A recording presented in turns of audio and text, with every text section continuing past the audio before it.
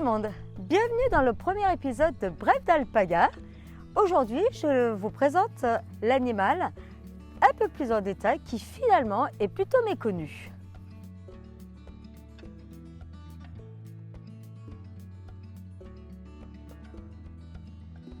L'alpaga est originaire des pays de la cordillère des Andes.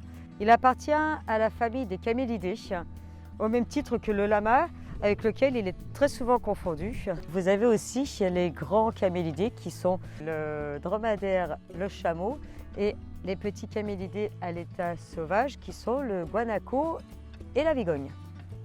Souvent on me dit « ils sont petits vos lamas ?»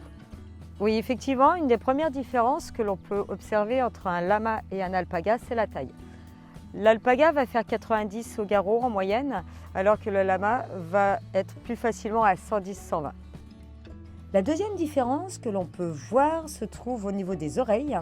Chez l'alpaga, elles vont être courtes et pointues, alors que chez le lama, elles vont être longues et en forme de banane. L'alpaga est une espèce domestiquée, comme le lama, principalement élevée pour la qualité de sa fibre, aux multiples propriétés qui lui sont propres.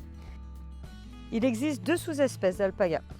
Le wakaya, qui a une toison dense et une fibre qui pousse perpendiculaire au corps, alors que chez le suri, il a de longues mèches brillantes qui retombent. L'alpaga est un animal grégaire qui a besoin de ses congénères pour vivre.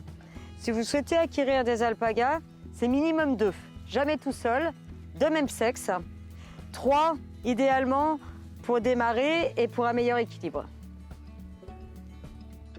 L'alpaga est un animal extrêmement attachant, à la fois curieux, craintif, doux, vif.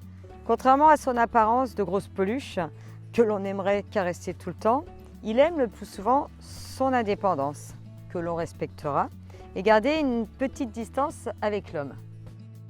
Sur certaines vidéos, effectivement, ou photos, on peut nous voir un peu plus proches avec nos animaux, mais c'est justement le privilège de tout éleveur, c'est ce lien privilégié avec son animal. Et ben voilà, c'est terminé pour aujourd'hui.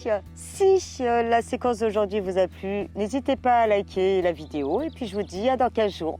Ciao ciao!